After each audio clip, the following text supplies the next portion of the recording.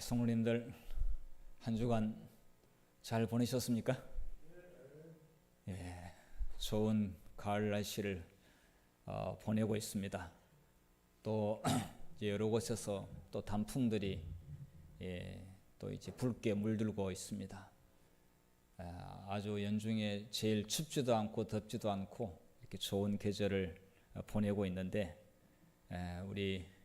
우리의 마음도 맑고 또 근심과 염려는 작게 생각하고 또 희망과 기쁨과 기대되는 것들은 이만큼 더 많고 그래서 말이 살찐다고 하지만은 영혼이 살찌는 멋진 가을이 됐으면 좋겠습니다. 자, 오늘 저녁에 우리 요한복음에 대해서 역시 공부를 좀 하겠습니다.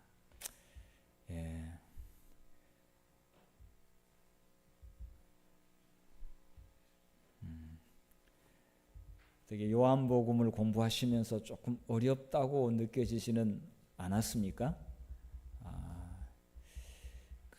늘 듣던 소재, 우리가 그 내용에 대해서 전체적인 이야기는 너무 잘 알고 있는 그런 내용이지만은 교과 공부를 해보게 되면은 역시 또 새로운 통찰력을 얻을 수가 있고 새로운 진리가 또 나오더라고요. 평생을 공부했는데 또 나와요. 그래서 하나님의 말씀은 계속 공부를 해야 돼요. 다 안다고 생각을 하면은 우리는 중요한 것을 또 놓칠 수가 있어요. 오늘도 우리가 좀 이 요한복음 4장에 나와 있는 5가지 많은 본문의 내용은 요한복음 4장입니다. 참 살펴보면서 또 아주 중요한 진리들을 찾도록 하겠습니다. 자, 오늘 제목이 사마리아인의 증언. 이 제목조차 우리는 익숙할 수 있습니다만은 유대인들이 봤을 때 무슨 사마리아인이 증언? 들을 필요도 없다. 들을 가치도 없다. 이렇게 생각할 수가 있습니다. 그런데 유대인들하고 사마리아인하고 이렇게 사이가 안 좋아서 그렇게 편견을 가진 것이지 예수님께서는 유대인이나 사마리아인이나 다 똑같이 보시고 똑같이 귀한 사람으로 대우를 하시고요. 똑같이 하늘나라 같이 가야 될 사람으로 보신 거예요. 자, 제목이 사마리아인의 증언. 자, 요한복음 4장 42절에 우리 주제 성경절인데 말씀을 같이 읽겠습니다. 시작. 그 여자에게 말하되 이제 우리가 믿는 것은 내 말로 인함이 아니니 이는 우리가 친히 듣고 그가 참으로 세상의 구주이신 줄 알미라 하였더라.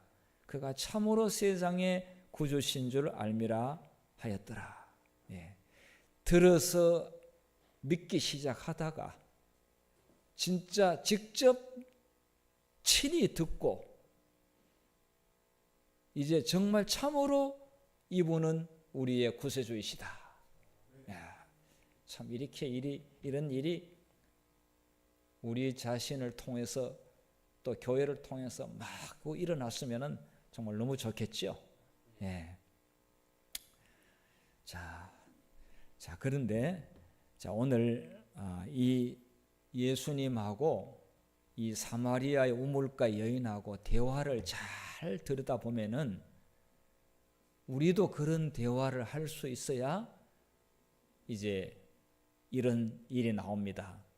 그가 참으로 세상의 구주이신 줄 알미라, 이런 말이 이렇게 나올 수가 있는데 그 과정을 오늘 우리가 공부하는 겁니다. 사람이 말을 잘하는 것은 굉장한 큰 달란트를 받은 거예요. 아무리 뭔가 본인이 지식이 머릿속에 많아도 말을 못하면은 써먹지를 못해요. 그리고 머릿속에 많은 복잡한 것을 많이 가지고 있다고 하는 게 중요하지 않아요. 다른 사람에게 전달할 수 있는 전달력이 조금이라도 있으면은 정말 훌륭한 일을 할 수가 있어요. 우리 조병한 집사님께서는 되게 다른 사람에게 전달 능력이 좀 있다고 생각하세요? 아니면은 이 사람에게 이렇게 말을 옮기는 전달 능력이 굉장히 부족하다고 그렇게 느끼세요? 예. 어떤 사실에 대해서는 엄청나게 자신 있게 신나게 정말 그 확실하게 전달할 수 있는 것도 있겠고, 또 어떤 것에 대해서는 굉장히 어려울 수 있어요. 굉장히 어려운 게 있습니다. 예. 자, 우리는 이제 어쨌든 간에 어려운 것을 쉽게 할 수 있도록 기도를 하고 연구하는 것이 이게 우리가 평생 동안 해야 될 연구 과제입니다. 이게 어려운 것을 쉽게, 그리고 또 어떤 것은 줄이지 말고 정확하게 있는 그대로 전달해야 됩니다. 그러니까 이 기별자 메신저가, 우리가 복음을 전하는 이 메신저 기별자가 하여튼 전달을 못하면은 메신저가 아니에요. 기별자가 아니에요. 이게 그냥 내 혼자 속에 이렇게 가지고 있는 것은 기별자라고 할 수가 없겠죠. 자, 예수님은 어떻게 이런 여인에게, 그것도 사마리아 여인에게 정말 아주 어려운 말은 하나도 없는데 어쨌든 잘 했고요. 놀라운 일이 벌어졌어요. 자, 먼저 어떻게 하면 사람을 만날 수 있을까? 일단 말을 하기 전에 먼저 사람을 만나야 돼요. 제가 이제 교과책에 나와 있는 그 내용을 제가 좀 더 쉽게 제가 연구해 가지고 지금 제목을 어떻게 하면 사람을 만날 수 있을까? 이렇게 제가 바꿨어요. 더 실제적인 제목인 것 같았어요. 자, 예수님의 배경을 먼저 보겠습니다. 예수님은 사람을 만나기 위해서, 자, 왜 예수님은 사마리아 지역으로 지나가시려고 했는가? 이게 그림에 보듯이, 여러분 이 그림에 보면은 사마리아가 중간에 있어요. 자, 여기가 이제 예루살렘이잖아요. 예수님이 여기서도 활동을 하시고, 그리고 또 여기 보면 나사렛 출신이고, 여기가 지금 갈릴리 호수가 있고, 여기가 또 활동 무대에 섰어요. 자, 여기에 활동하고 또 예루살렘에 활동하고 이렇게 왕래가 잤는데 중간에 여기 사마리아가 있어요. 그러면은 이 사마리아하고는 사이가 유대인하고는 너무 안 좋은데 일로 빙 이렇게 둘러가야 돼. 그런데 예수님은 직선으로 이렇게 갔었어요. 자, 짧은 거리 지름길로 가시기 위해서 이 사마리아로 가셨을까요? 아니면 특별한 목적을 가지고 예수님께서 가셨을까요? 제자들은 이 사마리아 지역으로 가게 될 때 아마 이렇게 막 이렇게 안 보려고 이렇게 손으로 얼굴 가리고 갔을지도 몰라요. 왜냐하면 서로 마주쳐봤자 뭐 서로 불편하니까. 그렇다고 뭐 아주 그냥 바리케이트 쳐놔놓고 길 막아놔놓고 이걸로 못 간다 이렇게 하지는 아니었을 거예요. 그렇게 그 나라에서 그렇게 하게 되면은 그건 안 되는 거예요. 왜냐하면 나그네들이 오고 또 이 정말 먼 길을 가는 그 여행자들이 있는데 길 막으면 안 되잖아요. 자, 이 사마리아가 중간에 위치하고 있었기 때문에 많이 불편을 느꼈어요. 이 왕래하는데. 근데 예수님께서는 편하자고 그 지름길로 간 것은 아니고 목적을 가지고 가셨을 거라고 생각이 됩니다. 자, 사실 이 사마리아하고 왜 사이가 안 좋았을까요? 그 유대인하고는. 뭐 우리 평생 동안 이 교과 공부를 해왔기 때문에 이 정도는 아마 내용은 아실 수 있으리라고 생각하는데, 뭐 또 이렇게 성경은 늘 공부해도 또 새롭고 그러지 않습니까? 자, 혹시 아세요? 유대인하고 사마리아인하고 왜 이렇게 사이가 안 좋으냐 이거예요.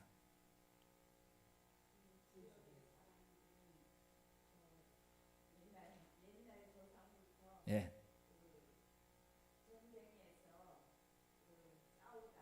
네.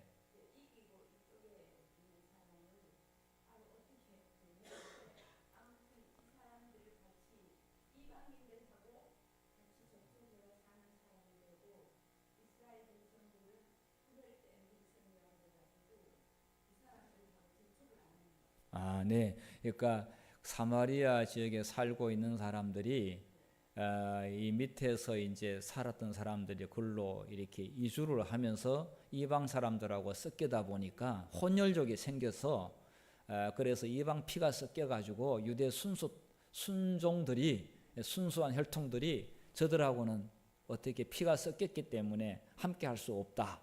또 우상 숭배도 생겼기 때문에 예. 집사님은 안식일 학교에 열심히 나오신 분이라고 제가 느껴지네요. 네. 예. 예. 그 중에 하나가 이제 그 말씀하신 대로 박노원 집사님 말씀하신 대로 그렇습니다. 예. 가나안 땅에 이렇게 이스라엘 백성들 들어갔을 때 그 백성을 다 몰아내지를 못했어요. 예. 그래서 일부 섞인 부분이 뭐냐면 그 위쪽 부분이 섞여 살게 됐어요. 예, 그리고 또 이렇게 쫓았는데 완전히 쫓아내지를 못했어요. 그래서 그쪽 지역에 쫓겨가서 거기서 그냥 버틴 겁니다. 그래서 이렇게 우상 숭배가 좀 남아 있어서 그런 일을 가담한 사람들이 많고, 그 다음에 북방 이스라엘은 아시리아한테 멸망을 당했어요. 남방 유다는 어디한테 멸망했어요? 바벨론한테 멸망했어요. 그러니까 아시리아가 이제 그들을 점령해서 위쪽으로 점령을 해가지고 자 이들을 이제는 흩어놓기 시작했어요. 여러 지역에 흩어놓기 시작했어요. 그러면서 흩어놓으면서 이들이 다른 민족들하고 나라하고 섞이게 됐었어요. 그래서 또 혼혈족이 생기게 됐고요. 그리고 이 남방 유다는 예루살렘을 중심으로 성소가 있었어요. 그런데 그 위에 사마리아인들은 거리심산에 성소가 있었어요. 그런데 조금 달라 이게. 그래도 예루살렘은 전통적으로 내려오는 제사를 지냈는데 그 거리심산에서는 약간 좀 변질된 그런 성소였어요. 그러다 보니까 유대인들이 봤을 때는 정통이 아니라 이거예요. 정통이 아니라 이거예요. 예배 문제만큼은 이 정통이냐 아니냐가 굉장히 중요해요. 유대인들은요. 이게 하나님 시킨 대로 이렇게 정확하게 안 하면은 그 예배로 보질 않았거든요. 자, 이런 일로 인해서 뭐 하여튼 그 외에 여러 가지 또 몇 가지가 있습니다. 사이가 안 좋아요. 사이가 안 좋고 그래서 거리심산의 성소가 이건 예루살렘의 성소가 있고 그러다 보니까 예배 장소가 다르면은요 사실은 합치기가 힘들어요. 즉 말하면 종교가 같아야 되지 종교가 다르면 합치기 힘들어요. 가정에서도 종교가 아버지는 뭐 장로교, 엄마는 안실교 이러면은 정말 힘들어요. 예. 뭐 며느리는 뭐 여호와 증인, 할아버지는 뭐 천주교. 이게 정말 힘들어요. 이게. 그래서 한 가족이 한 믿음을 가는 게 참 중요한데 이스라엘 백성 이 작은 나라가 또 이렇게 두 종교가 생겼으니 아주 불편하고 또 뭐 하여튼 그 북방 이스라엘하고 남방 유다하고 싸움도 많이 했어요. 싸움도 많이 하고 사사기 시대 보게 되면은 싸움 많이 했어요.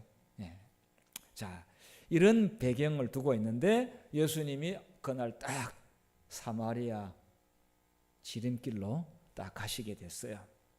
그 마을로 가시게 됐는데 자 이것은 예수님께서 우리는 결과적으로 뭐 다 알고 있는 내용이지만은 제자들은 시작할 때 잘 몰랐죠. 그냥 지나가는 길이라고 생각했겠죠. 그러나 예수님은 중요한 목적을 가지고 그 지역을 가신 것을 우리가 알 수가 있습니다.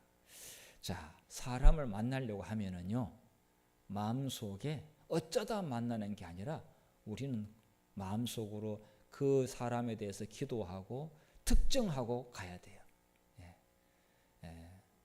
누구를 만나려고 하게 되면은 어떻게 쉽게 만날 수 있는가를 생각하고 가야 되잖아요. 예. 어떤 경우에는 뭐 전화를 하고 가야 될 수도 있고, 어떤 전화를 안 하고 가야 될 수도 있고, 어떤 경우에는 정말 몇 시에 가야 될 수도 있고, 어떤 경우에는 또 정말 말 안 하고 그냥 불시에 또 이렇게 만날 수도 있고, 뭐 여러 가지 방법을 동원해 가지고 어쨌든 간에 사람을 특정하고 이제 가야 되는 것이죠. 자, 그다음에 만나서 여인과 어떻게 대화를 시작하는가. 이게 참 중요해요. 사람이 만났는데 그냥 쳐다보기만 하고 대화를 안 하면은 그만큼 또 어색한 일이 없겠죠. 대화를 시작해야 되는데, 자, 예수님은 가장 평범하면서도 그 사람이 절대로 거절할 수 없는 말을 했는데, 물 좀 마실 수 있을까요? 이렇게 했어요. 물 좀 줄 수 있겠습니까? 자, 이 목마른 그 행인을 향하여 물 좀 달라고 그러는데, 그것도 우물가에서, 그리고 예수님이 뭐 바가지라도 있고 뭔가 뜰 수 있으면 모르겠는데 아무것도 없는데 여인은 그래도 물을 뜰 수가 있잖아요. 그런데 그 여인 보고 물 좀 달라고 그러는데 외면하거나 안 주겠다고 하는 사람은 거의 있을 수가 없죠. 자, 그렇게 대화를 시작한 거예요. 자, 그리고 시간은 대화하기에 가장 좋은 낮 시간에, 그 여인은 그 시간에 물을 길러러 왔습니다. 여인과 만날 수 있는 시간에 예수님께서 간 거죠. 허탕치고 그냥 만나면 그냥 어색한데 안 만나서 다행이다 이렇게 한다면은 정말 사람을 만나려고 하는 생각이 없는 사람이나 그렇게 말하겠죠.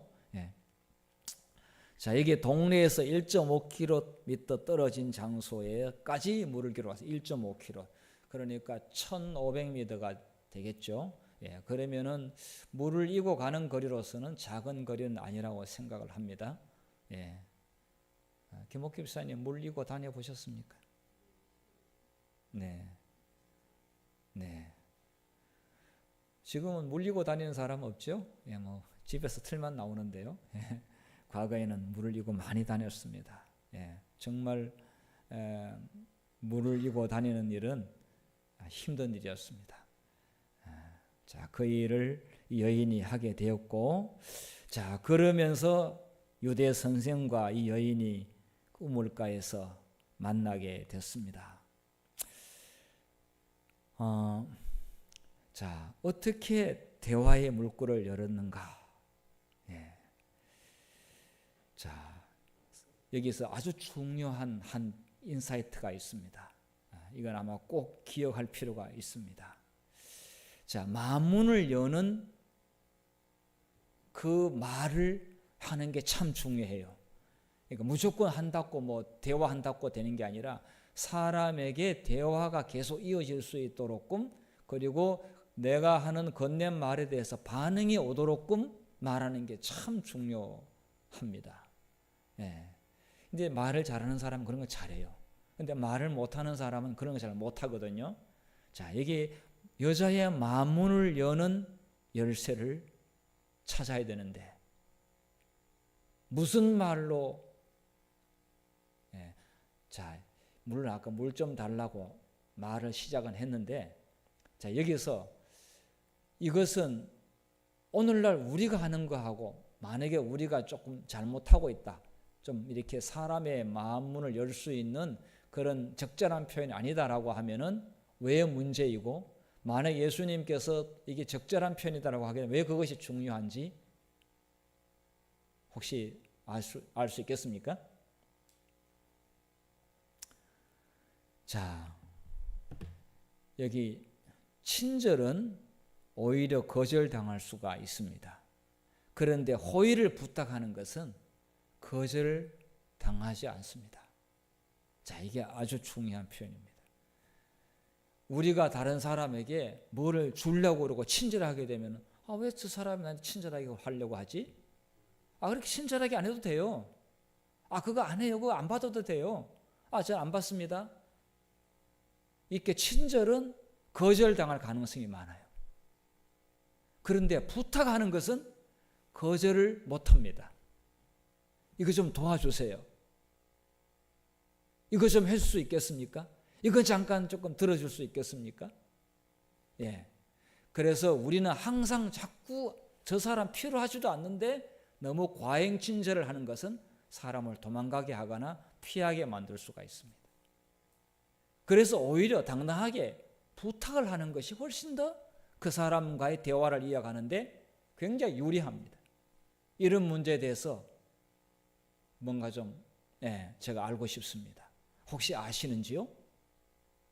이렇게 오히려 상대방에게 호의를 요청하는, 물론 항상 그렇게 하라는 것은 아닙니다만은 때로는 우리가 친절을 베풀 수도 있겠습니다만은 우리는 항상 그렇게만 해야 된다고 생각하는데 조금 어떤 경우에는 뻔뻔하게 요청을 당당하게 하는 것이 오히려 더 좋을 수가 있습니다. 예수님은 그렇게 했습니다. 물 좀 줄 수 있겠냐고. 나 바가지도 없고 지금 아무것도 없다 이거예요. 물 너무 목마른데 그 물 좀 떠서 나 좀 마시게 할 수 있겠느냐고. 다 이렇게 했잖아요. 그러니 뭐 그 여인이 그걸 안 주겠다고 할 수가 있겠습니까? 네. 우리 이하순 성도님 친구들에게 부탁을 하는 것을 한번 연구해 보시면 어떨까요? 그렇다고 남한테 뭐 아쉬운 이야기를 하라는 것은 아니지요. 지금 예수님께서 뭐 그렇게 아쉬워가지고 뭐 물가에 와가지고 목마른데 물 좀 달라고 하는 것은 뭐 그렇게 아쉬워가지고 하는 부탁이 아니지 않습니까? 목마른데 물 좀 마실 수 있겠습니까? 이 정도. 이렇게 해서 사람들에게 우리는 조금 당당하게 호의를 부탁하는 것이 오히려 친절로 다른 사람의 과잉으로 베풀려고 하는 것보다 더 효과적일 수가 있다. 자, 그래서 신뢰는 내가 저 사람한테 주려고 해서 신뢰 얻는 것보다요, 그 사람이 나한테 뭔가를 하게 함으로 신뢰가 형성되는 것이 더 높습니다. 사실을 내가 주려고 하게 되면 의심부터 받잖아요. 그리고 싫어하거든요. 그 신뢰가 형성이 잘 안 되지만은, 그러나 그 사람이 나로 하여금 하게 하는 것은요, 나는 준비가 돼 있어. 그 사람이 나에게 뭔가를 줬잖아요. 그럴 때 오히려 더 좋은 신뢰가 형성될 수가 있다는 것이죠. 그리고 속도도 급진전, 빠르게 속도가 진행될 수가 있습니다. 제가 어디로 가야 되는데 길을 잘 모르는데 좀 안내 알려주시면 어떨까요? 그러면은 모르면은 제가 잘 모르겠는데, 제가 지금 여기는 처음 길입니다. 제가 잘 모르겠습니다. 그런 사람 아니고서는 그래요? 잘 가르쳐 줍니다. 뭐 예를 든다면 그런 겁니다. 예를 든다면은 이렇게 해서 호의를 베푸는 것보다 부탁하는 걸로 해서 신뢰를 쌓아가는 것도 좋은 방법이 될 수가 있다 말씀드리고요. 자, 그 다음에는 여기서 대화를 하게 될 때에 다른 걸로 돌리면은 원래 하려고 했던 말을 잊어버릴 수가 있고, 또 아니면 놓쳐버릴 수가 있습니다. 그래서 곧바로 본론으로 들어가는 것이 오히려 더 효과적일 수가 있습니다. 바로 핵심으로 들어가야 돼요. 우리가 교과 공부 시간에 이제 보면은 교과 공부를 이렇게 하다 보면은 핵심은 들어가지 않고 이렇게 주변을 이렇게 도는 경우가 있습니다. 그럴 때 리더는 곧바로 핵심으로 끌어당겨서 핵심으로 들어가서 핵심에 대한 내용으로 토의를 붙이는 것이 훨씬 더 생산적인 시간이 될 수가 있겠죠. 자, 우리의 대화 가운데서도 그렇게 해야만이 그 다음 이야기로 진전시킬 수가 있습니다. 근데 제가 이렇게 그 재미있는 글을 봤는데 충청도 사람은 본론을 이야기를 안 한대요. 왜 왔는지를 이웃집에 갔는데 왜 왔는지를 이야기 안 한대요. 돌아가면서 그때 슬쩍 꺼내는데 그것도 직접 아니로 상당히 간접적으로 이야기를 한대요. 또 호남 사람은 본론을 뒤에 이야기를 하는데 우회적으로 표현을 한대요. 경상도 사람은 오자마자 바로 본론부터 이야기를 한대요. 그래서 이게 지역마다 그 표현의 차이가 있는데, 예수님께서 물을 이야기를 하다가 아주 예민한 문제로 곧바로 들어갔어요. 왜냐하면 그 짧은 시간에 그 타이밍을 놓치면은 나중에 이제 못 들어가거든요. 자, 예수님께서 중심 주제로 호기심을 일으켰어요. 이제 물을 이야기를 하다가 갑자기 가족 이야기로 들어갔어요. 좀 굉장히 당황스러운 이야기죠. 가족 이야기가 너 남편을 데려오라. 아직 남편이 없다 이거야. 남편이 없다는 말이 옳도다 이거야. 지금 있는 너 남편도 네 남편이 아니다 이거야. 과거에 있는 남편은 과거니까 지금 없다 이거야. 자, 이것은 정말 조금 당황스러울 수 있지만은 직접적으로 그 본론으로 들어가서 그래서 어떻게 이분이 나를 알까? 어떻게 내 과거를 이분이 알까?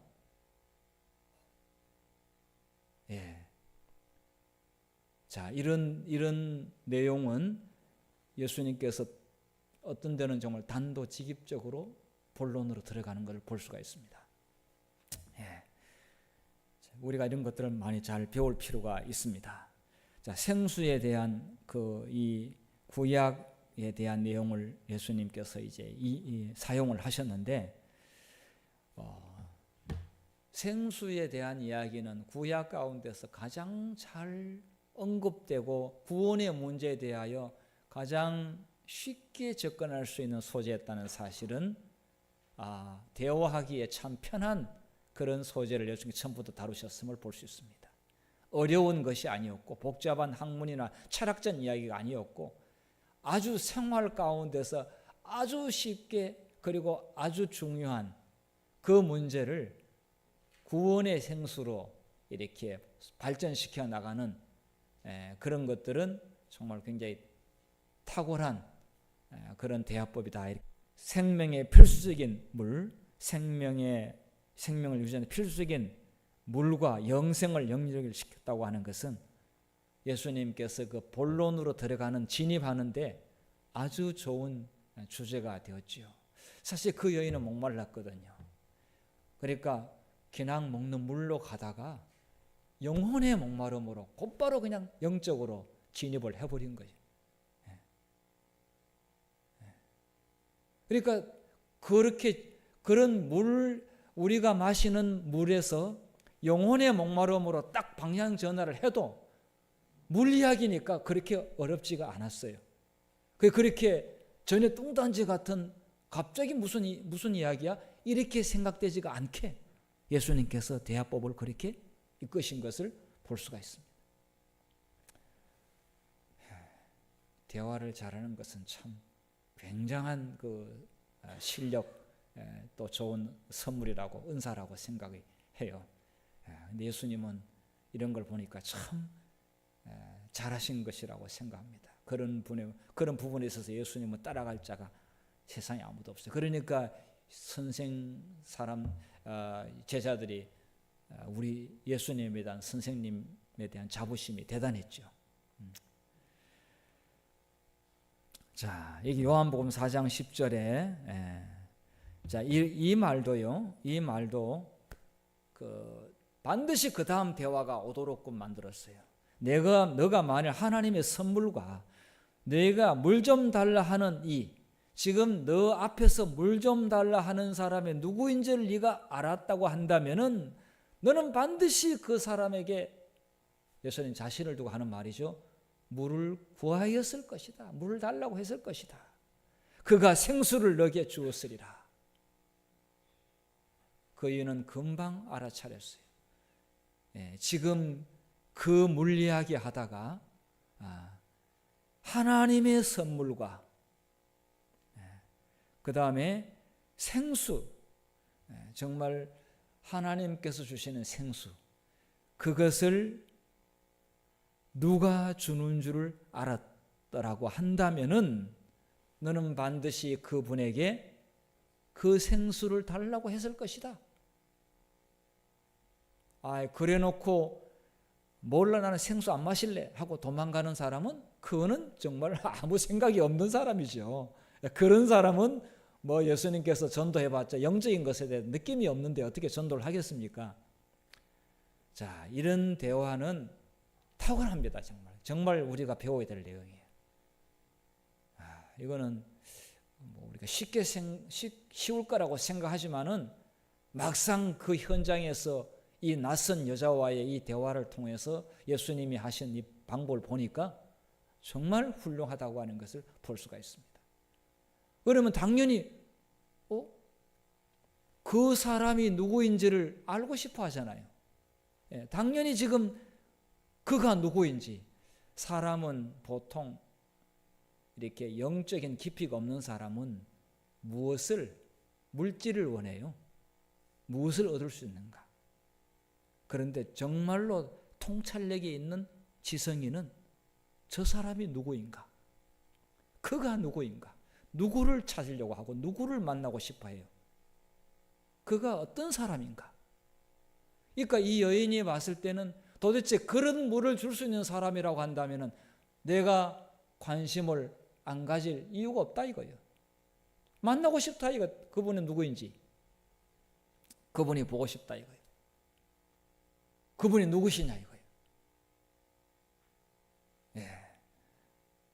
정말 훌륭합니다. 예수님은 훌륭하셔요.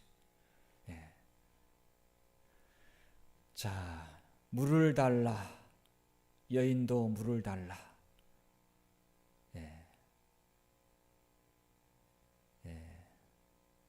목마르지 않는 물은 여인은 달라고 그랬어요. 자, 여기 보면은 제가 지금 예수님하고 여인하고 쭉 대화하는 것을 이렇게 일부러 나열을 해봤어요. 제가 요한복음 4장에 나와 있는 걸로 이렇게 해보니까 이 정도의 대화하면은 전도 못할 사람이 없을 것 같아요. 그리고 이런 대화라고 우리가 만약에 전도한다면은 많은 사람들에게 예수님을 목마르지 않는다. 아이고 목마르지 않는 물이라면은 저도 좀 마시고 싶습니다. 이렇게 했죠. 자, 그래놓고 이 여인에게 진짜 자기 인생에 목마른 이 여인을 텅 빈 마음을 채워줄 수 있는 그 무엇이 필요한데 그것이 진짜 그냥 매일 마서 먹는 물이 아니란 진짜 영적인 생수, 하나님이 주신 선물, 그 물을 말하기 전에 그 여인의 생활에 대하여 직접 대화가 들어갔죠. 너 남편을 불러오라. 저는 남편이 없네. 감추려고 했죠. 누가 자기의 비밀스러운 문제를 한순간에 다 털어놓고 고백할 사람은 별로 없지요. 숨기려고 했습니다. 그런데 여기서 아니야, 틀렸어 이렇게 말씀하지 않냐고 예수님께서. 너 말이 맞다. 대화가 계속 돼야 되잖아요. 당신 거짓말하지 마. 나 다 알아. 이렇게 하지 아니하시고 너 말이 맞다. 이렇게 이야기했어요. 자, 너가 남편이 없다 하는 말이 옳도다. 5이 있었으나 지금 있는 자도 너 남편이 아니라 너 말이 참되도다. 혹 이렇게 생각하는 사람이 있어요. 예수님은 저 사람의 마음을 다 알고 있으니까 하지, 우리는 다른 사람의 마음을 모르는데 어떻게 이런 말을 할 수가 있습니까? 라고 생각할지 모르겠습니다. 그런데요, 꼭 우리가 그 사람에 대해 생애의 비밀을 들춰내는 것을 하지 않는다 할지라도 우리는 그 사람의 아주 중요한 영적인 목마름에 대하여 우리는 말할 수 있습니다. 선생님, 그동안 굉장히 많이 힘든 일을 겪으셨는 것 같은데 어떤 어려운 일을 겪으셨는지 제가 좀 기도해 줄 수 있겠습니까? 이러면 싫다고 도망갈 수 있는 사람도 있기는 하겠지만 거의 그래요? 저를 위해서 기도해 줄 수 있다고요? 선생님, 그렇게 마음이 괜찮으시다면 제가 기도해 드리기 위해서 그런데 그동안 너무 힘들었던 부분에 대해서 저희한테 좀 설명해 줄 수 있겠습니까? 그래야 제가 구체적으로 기도를 드릴 수 있지 않겠습니까? 이런 거 왜 할 수 있지 않겠느냐는 것이죠.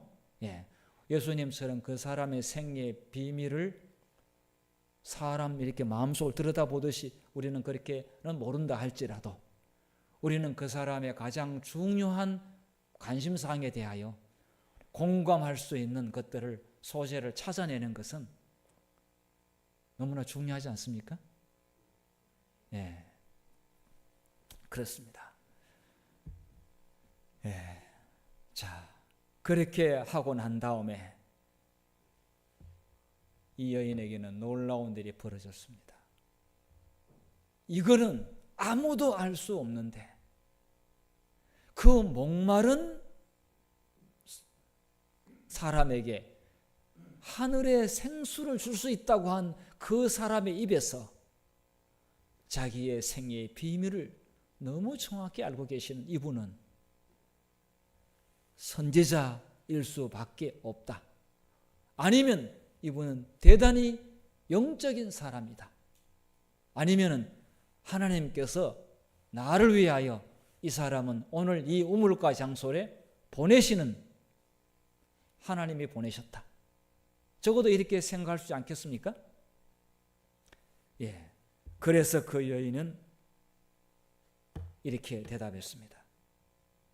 자, 한번 같이, 그 여인이 한 것처럼 한번 그렇게 대답해 보세요. 책 읽은 것처럼 하지 마시고 김창욱 집사님 해보세요.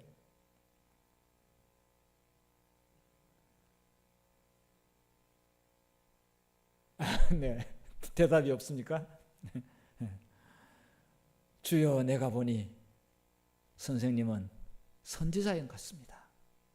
주여, 내가 보니 선지자로서이다. 정말 짧은 대화 가운데서 선지자를 만나는 그런 경험을 하게 했죠. 이런 정도 되면은 이미 구약의 말씀과 여러 그 성경에 나와 있는 진리를 예수님은 잘 알고 계셨고, 구약의 그 생수에 관한 그런 좋은 기별들을 머릿속에 가득 담고 있는 분이시기 때문에 자연스럽게 그렇게 나올 수 있는 것을 볼 수가 있습니다. 여기 에스겔서 36장 25절은 제가 참고 성경절로 이렇게 좀 소개를 합니다. 자, 제가 이제 말씀을 이제 마치면서요. 그래서 동네 가서 여인이 물 떠가지고 가야 되는데 어떻게 물 항아리 이고 동네로 갔습니까? 물동이를 두고 동네로 갔습니까? 두고 가버렸어요. 물 들어와가지고 물을 가져가지 않고 동네로 그냥 달려갔어요. 아주 빠른 속도로 달려갔어요. 자, 그래서 동네에 가서 자기가 만난 선지자, 이 자기가 만난 유대 선생에 대하여 그렇게 그전에는 말도 안 하고 사람들하고 어울리지도 않고 물 길리러 올 때도 같이 오지도 않고 혼자 낮에 오고 동네 사람들하고 한마디 대화도 없던 이 여인이 완전히 새로운 사람이 되어버렸어요.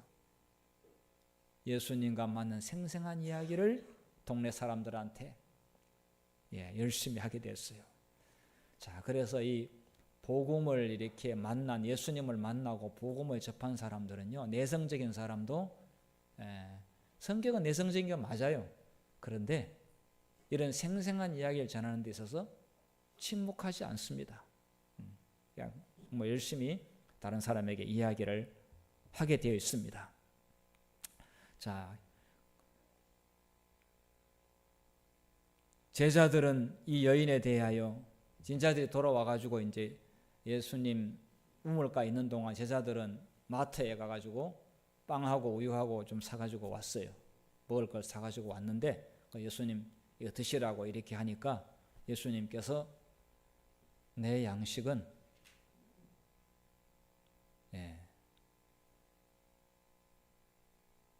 내 양식은 하나님의 일을 하는 것이 양식이다.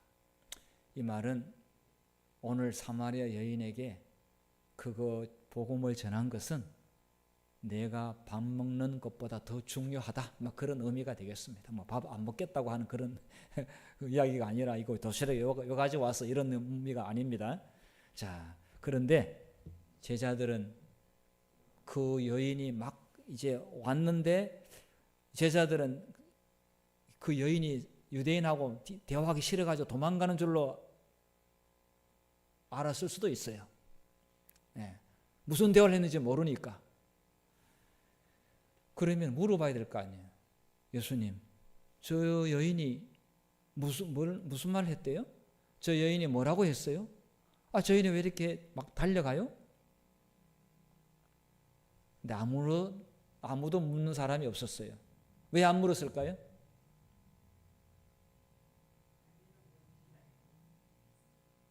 제자들은 관심이 없었어요. 제자들은 배고파가지고 먹는 도시락에 지금 끼니를 해요. 그래서 그 여인이 어떤 여인이었는지, 무슨 대화를 하셨는지, 저 여인은 어떤 반응을 보였는지, 왜 동네로 저렇게 막 달려갔는지, 그런 것에 대해서 제자들은 좀 물어봤으면 좋았는데, 우리도 보게 되면은 그래요. 진짜 중요한 문제에 대해서는 질문이 없어. 그런데 중요하지 않는 것에 대해서는 질문이 많아. 그런 경우들이 있어요. 그런데 그거는 왜냐하면 관심이 거기에 가 있지 않기 때문에 그런 것이죠. 우리는 항상 그 사람에 대하여, 영혼에 대하여 관심을 가질 필요가 있다는 것을 배울 수가 있겠고요. 자, 그 다음, 이미 제가 말씀을 드렸고, 그래서 그 여인이 동네에 가서 사람들에게 증언을 했습니다. 많은 사람들이 그 여인의 변한 행동을 보고 놀라버렸어요. 한 번도 얼굴도 보여주지 않던 저 여인이 어떤 사람을 만났기에 저렇게 신바람이 났는가. 그래서 그들이 예수님한테 나왔어요.